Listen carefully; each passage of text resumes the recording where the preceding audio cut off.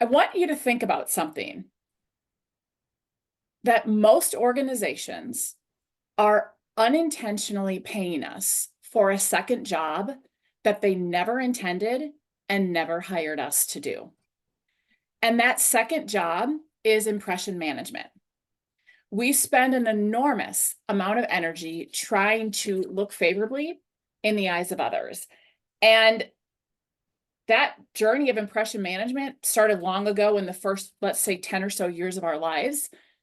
And whether we realize it or not, that, say, 10-year-old version of ourself is in the driver's seat today much more than we think. I grew up as the youngest of 5 girls in a very overachieving family. And I felt so different than my sisters that I swore I had to be adopted. You see, they were into things like watching reruns of Get Smart and Star Trek. And all I wanted to do was to watch Facts of Life and Fame and dance. And I would run around and sing and talk into my thumb like I had a microphone in my hand. Plus, my favorite color is sparkle. Yes, it is a color, I assure you. And so I just knew there was no way I fit in this family. And one day, one of my older sisters happily fed into this narrative. And she told me that my next door neighbors were actually my birth parents and that I was adopted. And it took me about a nanosecond to believe her because it made sense to me that this is why I don't fit in this family. So one night after dinner, I packed up all of my things. I'm dating myself. I had a Tinker Toys tub and I had my blanket and my pillow. And I told my sister that I was running away to go live with my real family. I don't know where my parents were at this point, doesn't matter. I only got about 2/3 of the way down the driveway when I'm guessing she must have had an oh crap moment because she came charging out the front door to get me. But rather than say she was kidding, she said something like, "What are you doing, Rosie? They gave you up. They don't want you, remember? You might as well come back inside." If you have siblings, you can just, feel the love. And so here's the thing, is that while I desperately wanted to find a place where my uniqueness was honored, I was also seeking a place where I belonged, where I felt like it was okay to be me and to let my sparkle shine. And so my impression management journey began. I created a story for myself that I had to be just like my sisters or better than, that I had to work hard, be super productive, be the best at everything in order to be loved. I thought that I had to prove that I was worthy of love and acceptance and belonging. And you know what? This story served me well to a point. I got good grades, I got multiple degrees, I got multiple certifications, I launched a successful business, and more. But my friends even had this ongoing joke that they thought that I was Wonder Woman. And truth be told, I kind of had a part of me that secretly liked the thought that they thought that somehow I was superhuman and could do it all. I think many of us ladies here can relate to that. Here's the thing, on the outside, I may have looked like I had it all to other people, but on the inside, I was exhausted. And when that 10-year-old version of myself, say, kicks in and I feel this need to prove myself, here's what happens. I get into hyper independent, hyper productive, pain in the ass, get stuff done mode. I take on way more than I can handle. And this is basically me. This says if Wonder Woman was a Disney princess. Oh dear, I'm afraid I've slayed the dragon, defeated the evil queen, and saved the kingdom, but it's truly splendid you offered to help. And when this happens, it has a great cost. On more than one occasion, it has led me to illness or injury. And at one point, it nearly eroded my marriage. Because while I'm running around seeking the accolades of people who, quite frankly, their opinions don't really matter, my husband's sitting here getting the crappy leftover version of me. I share all of this with you because I know that my story is not unique, that there is some version of this that runs in all of us. And from my work with thousands of leaders and hundreds of teams, and we are wrapping up a really good research study right now, normalizing this, some version of this shows up with everybody. It's in our wiring and DNA. And so let me ask you or invite you to think, what prevents you from being your fully authentic self in all areas of your life? If you're like most humans, it is what is at the root of that impression management that I started to allude to with my story. You see, in the first 10 or so years of our life, our brains are downloading programming from our lived experiences. And it doesn't matter if we had a happy childhood or traumatic or anything in between. We learn when to speak up and when to be quiet. We learn what is right and what is wrong. We learn when we're going to be accepted, when we're going to be rejected. We learn the rules of the road of how to be accepted, how to fit in, how to not be rejected, how to avoid looking bad. And here's the problem, is that programming is running everything we do, but research has found that more than 70% of that programming we download is fundamentally flawed, negative, and self-sabotaging. And as a result of that programming, we end up forming what Harvard researchers Bob Keegan and Lisa Leahy call our psychological immune system. Just like we have a physical immune system that is trying to keep us safe by warding off infection and disease and things like that, our psychological immune system is doing the same thing. It's protecting us from threats or perceived threats. Because our brains don't know the difference between a real physical threat, like maybe a wild animal is charging at me, or a perceived social threat where someone might judge me, someone might reject me, someone might think less of me. And so when that happens, we put on masks and we spend an enormous amount of energy trying to hide our authentic selves, hide our inadequacies, overcompensate for feelings and fears of being less than. And sometimes we even dull our own sparkle, dull our own magnificence, so that we can feel like we're accepted and we belong. And not only does it waste a whole lot of time, but it's quite frankly exhausting. And I mentioned that we are wrapping up research and looking at hundreds and hundreds of pieces of data, and we found some of the most common self-limiting stories. And I heard a little bit of this from Penny. See if any of these resonate for you. What if I'm not in control of the situation? Does that invoke some cringiness? What if I'm not perfect and I let people down? What if people don't like me? What if people judge or reject me? Or also common, I'm a fraud, I'm an imposter, people are going to find me out, I don't belong here. If any of these resonate for you, I want to assure you, you are in good company. Welcome to being human. Because when that 10-year-old insecure version of herself shows up, and these are the narratives that are part of that programming, we don't show up as our authentic selves. We avoid true connection with other people, and we get in our own way of making progress on goals that actually matter to us. Here's the thing, put a bunch of us together now in a family, in a team, in a workplace, in a community, and you wonder why we have the defensiveness and disconnection and divisiveness that we have right now. So it's not surprising what Dr. Brene Brown and colleagues have found from 12 years of researching leadership. And I'm going to invite you to put your answer in the chat. So we're going to wake you up and get you ready. They've asked leaders for 12 years, what needs to change for leaders to be successful in a complex and rapidly changing environment? In other words, what does the future demand from us? Type in the chat, what do you think they've learned from 12 years of asking this? Emotional intelligence. Yes, thank you, Kathy. Who else? Type in your guess. What does the future demand from us? What does the future demand from leadership to be effective? Authenticity. Room to fail, yes. Keep them coming. DEI, yes. What else? Vulnerability. Ooh, Caroline, you're the closest so far. You're all partially correct. I like it. Yeah, so here's what I will say. Communication, yes. So I will say all of you are partially correct. And looks like Denise and Caroline, who have vulnerability, you are the closest to fully correct. And let me share with you why I say that. Because what they have concluded is what the future demands, ready for it, is braver leaders and courageous cultures.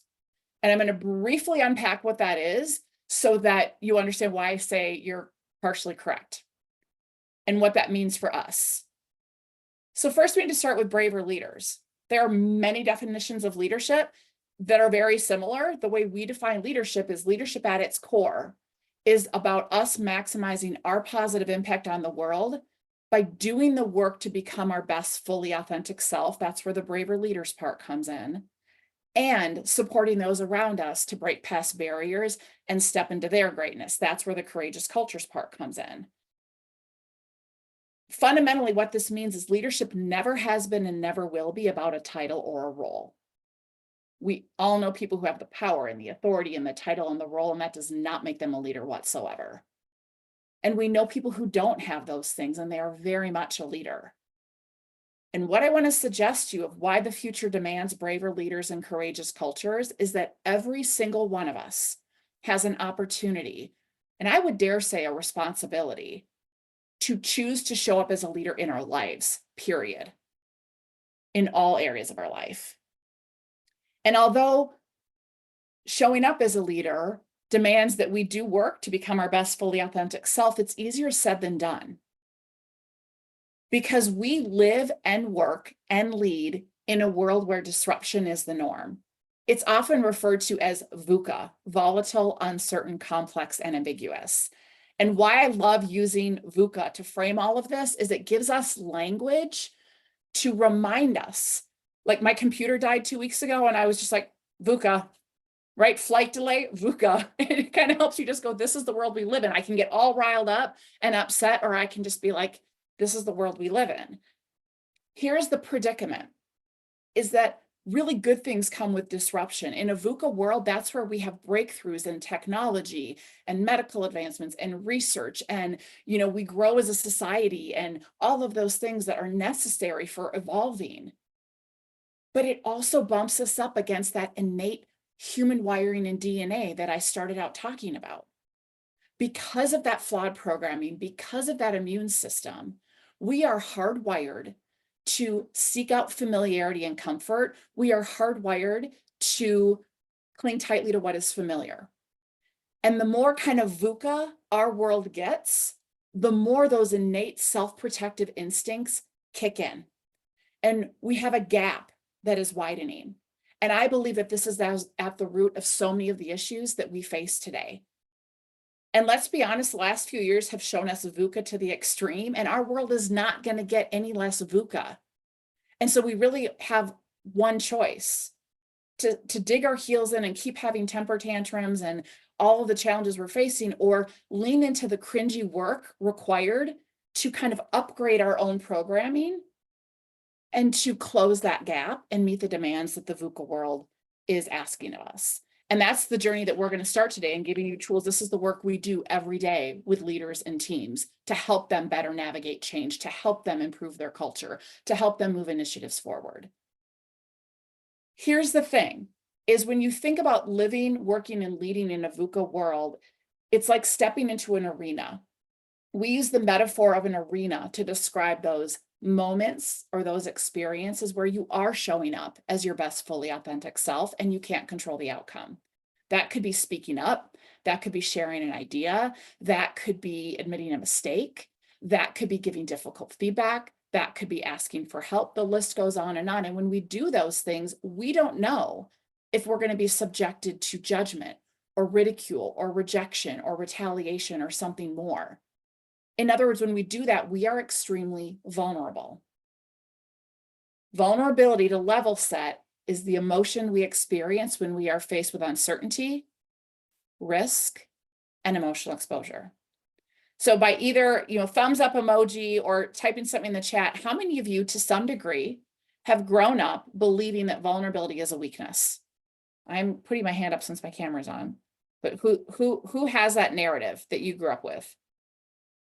I'm seeing some thumbs. Okay. Yeah, you're okay. I'm in good company. Thank you. You're feeling my angst. And if you didn't, and your parents are still alive, go thank them for being enlightened. I'm just going to put that out there. So here's what's ironic about vulnerability. Many of us have this narrative or grew up believing it was weakness, but try to think of one example of courage in your life that you've personally exhibited or you've witnessed in others that did not involve uncertainty, risk, or emotional exposure? My guess is you can't do it, because the truth is there is no courage without vulnerability. They're not opposite sides of the spectrum or opposite sides of the coin. So when whoever said vulnerability, that's why I said you're the closest to being accurate. Because if we're going to have braver leaders, we can't do that. Yes, vulnerability is a superpower, Denise. Yes, we're going to help you make it more of your superpower. Here's the thing. Vulnerability looks like strength and courage in other people, but it feels like weakness in us. It's actually the first thing we look for in other people, but it's the last thing we tend to want to show people. And what we have to remember is that people want realness and authenticity over polish and perfection any day of the week. And so leaning into vulnerability, though, is easier said than done, because I want to bring this into really concrete. Like, these are nice ideas, but let's be real. Put yourself right here at the entrance of the arena. You are smack dab in the face of uncertainty, risk, and emotional exposure. You're having that moment of do I or don't I? Do I put myself out there? Do I say what I'm really thinking? Do I admit this mistake? Do I give this feedback? And as soon as we're faced with that, back to that wiring, and we are hardwired for self-protection, is boom, all these unsettling emotions come flooding in, shame being the biggest one. Shame is a universal emotion unless there's an underlying pathology of a small percentage of people. And it's that voice that either says you're not fill in the blank enough, or who the heck do you think you are? And so then we either puff up or we shrink in the face of shame, and we don't like to speak it. We have fear, we have anxiety, we have uncertainty, and we have scarcity.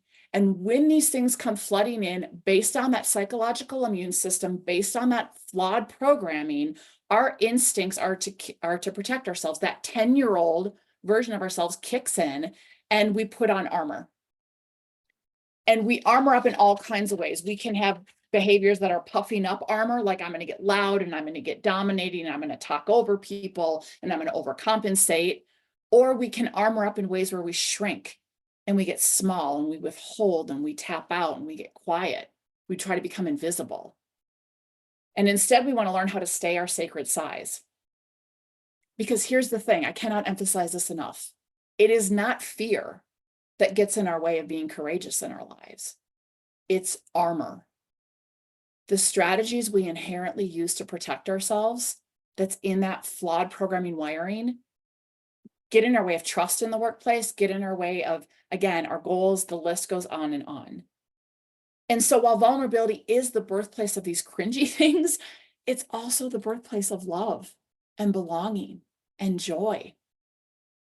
And it's the birthplace of all of these things we want in our lives and workplaces: courage, empathy, trust, innovation, creativity, accountability, adaptability, inclusivity and equity, hard conversations, feedback, problem solving, ethical decision-making, and resilience.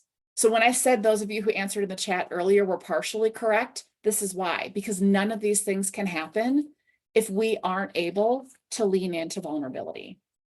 And why this is more critical now than ever is that last year, the American Psychological Association reported that 87% of Americans say that they feel like there's been a constant stream of crises since 2020 without a break. And it's taking its toll. And as a result of everything I talked about, we end up stuck in this thing that's called the paradox of adaptability, which is essentially is in those exact moments when the VUCA world is expecting us to lean into ambiguity and expecting us to change and expecting us to change our thinking and our mindsets and our behaviors, our biological instincts are like, I don't think so. And consequently, then while the rate of change is rapidly increasing over and over and over, because of this VUCA-ness, because of our human DNA, our capacity to handle change has been cut in half since 2019. Yes, change is hard. And here's why I share all this. I firmly believe that most people are not intentionally walking around trying to be buttheads, or we don't wake up and go, I'm going to be difficult today and I'm going to be, hard to work with and hard to live with.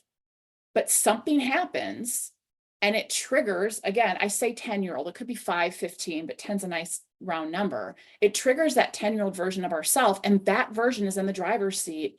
And what we need to do is figure out how to recognize that, care for it, and kick that version to the back seat. Because if we don't figure out how to do a reset, we're going to keep struggling. And so this is a tremendous opportunity for a reset, and that's what we're going to spend our time with. And so if you did not get the packet that's in the chat, I'm going to re-put it in there really quick, because if you join when the chat is done, prior to the chat, it doesn't like to show up, but it is a fillable PDF that we are going to work through for the rest of our time to get to put some of this into actual tangible things that you can do to show up as more courageous leaders in your life, move past that limiting narrative, and own your magnificence. So here we go. So now that I've opened this can of worms, I'm not going to leave it in doom and gloom. I wanted you to have context, because I think then we think it's just us. When we're in that space, we think, oh, I'm the only one. But I'm also very cognizant that doing this work is cringy. Or as Taylor Swift says in her song Anti-Hero, I'll look directly at the sun, but never in the mirror. Ask you to look in the mirror a little bit today, because that's our path forward. So in your packet, you have this visual, and I'm going to invite you all to have the chat open, because we'll do this interactive. So we start over in the left-hand quadrant with how we see something. How we see something, that narrative we have, the story we tell ourselves, influences how we feel. How we feel guides what we do. What we do gets us some kind of result, and because we are creatures of confirmation bias, we tend to use that result to reinforce how we saw it in the first place. Let me give you an example. Let's say you're going for a walk and you look over and there are some woods nearby and you see a really big tiger. Type in the chat instinctively, how are you going to feel? You see a big tiger going for a walk, how are you going to feel? Type it in the chat. Scared, afraid, terrified, frozen. Yes, yes, all of the above, yes. So if you are scared, if you are terrified, if you are afraid, type in the chat, what are you going to do? Instinctively. You're terrified, you're afraid. We got runners, turn back. Yeah, we got runners, we got turn back, hide or run. Sua's going to be excited. Nice kitty. Love it. Run like I stole something. Yeah, right. So here's the thing is, yes, we got a lot of run heart attack. Yeah, for sure. Right. So you have that, you're going to have a pretty predictable physiological stress response. You're going to have that elevated breathing, heart rate, blood pressure, the emotions that go with it. And once you finally kind of calm down, you might say, holy moly, I can't believe I just averted a potentially near-death encounter with a wild animal. That was crazy. And you're going to have a nice story to tell at social gatherings for quite some time into the future. Now let's tweak it. Let's say you're going for the same walk. You look over in the woods. You don't actually see a tiger. You see a cardboard cutout of Tony the Tiger, the Frosted Flakes mascot. If you don't know who he is, he's a sugary cereal character. Now type in the chat, how might you feel?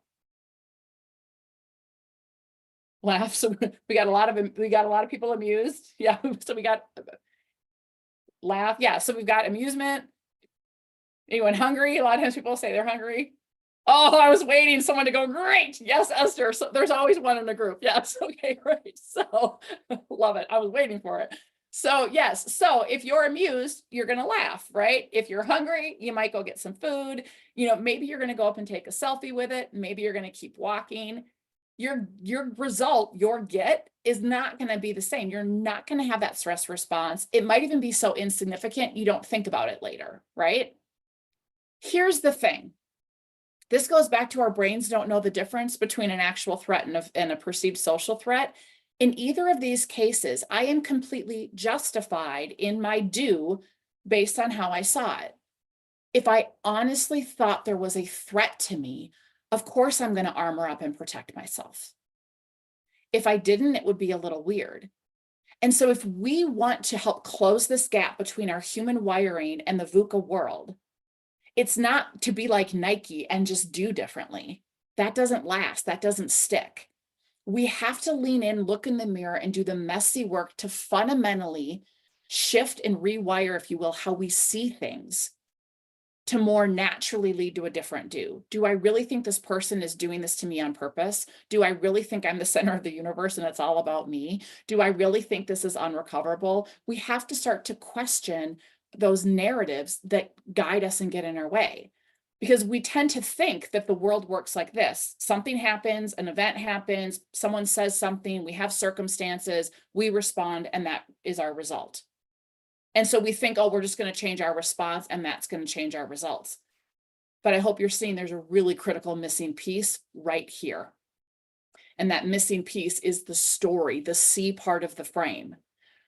As human beings, we make sense of our experiences by creating stories. And in the absence of data, our brains fill it in with stories.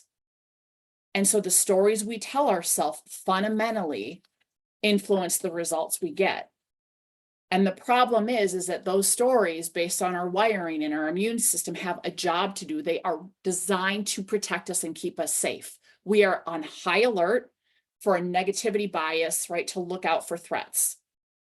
And so we're going to go through a powerful exercise to help you start to identify what some of those perhaps unconscious, hidden, self-limiting stories are, and how you can start to kick them to the back seat so that you can show up more fully.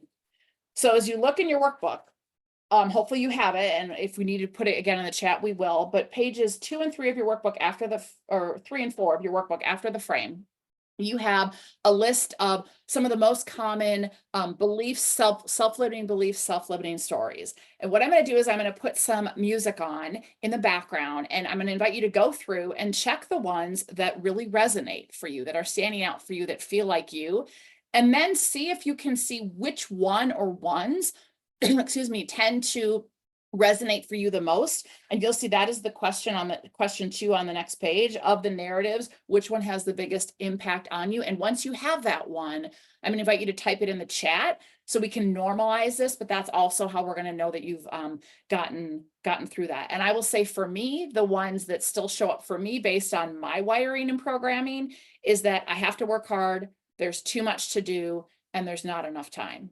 And when those narratives kick in, right, that productive, independent, definitely, yes, I will put the booklet again. I'm going to put it right now in the chat.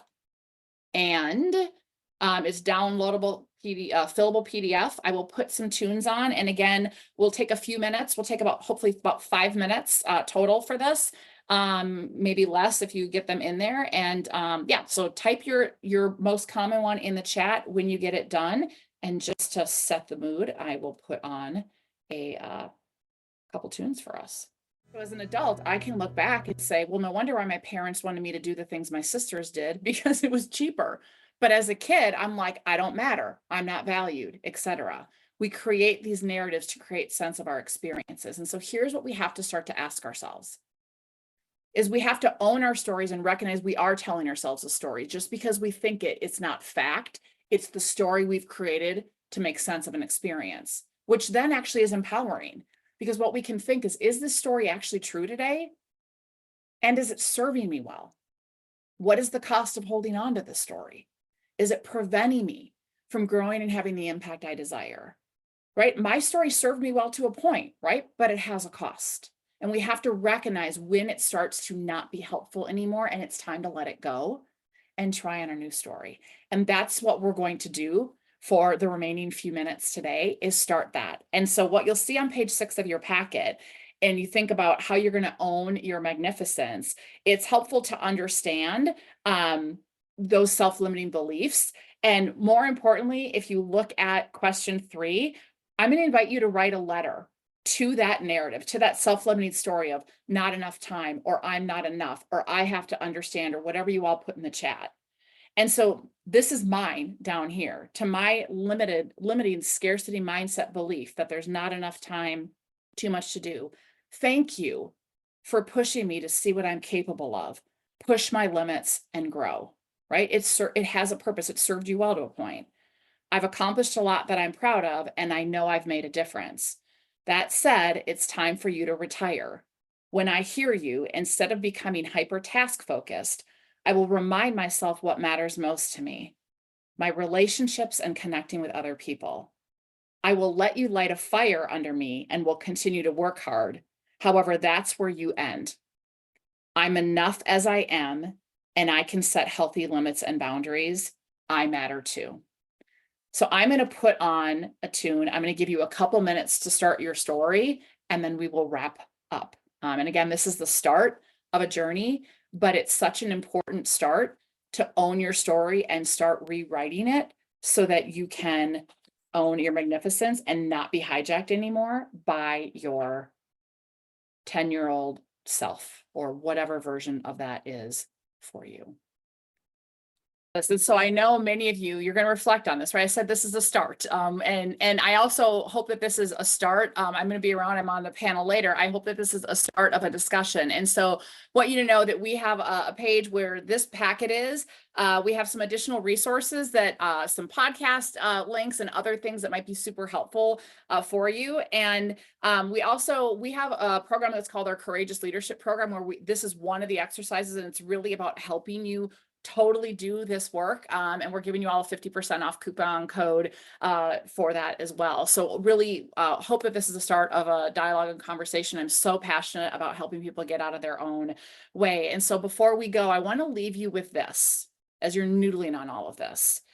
As you start to put some of these principles into action and you start to challenge your stories and own your stories and rewrite your stories, think about what your 10-year-old self needs to hear right now. For me, besides you'll probably regret those bangs or forget about the perm, what my 10-year-old self needs to hear in those moments when I get hijacked is you don't have to be perfect and hold everything together. You are enough.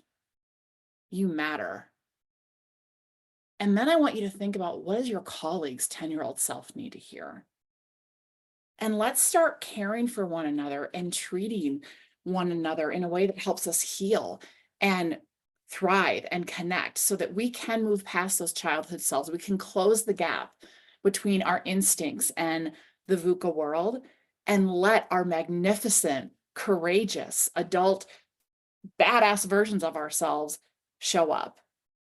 We have to start normalizing the messiness of being human and also stop shrinking and dimming our own sparkle. I'm going to leave you with one of my favorite quotes from Debbie Ford. The greatest act of courage is to be and own all of who you are, without apology, without excuses, without masks to cover the truth of who you are. Or as I love to say, never let anyone dull your sparkle.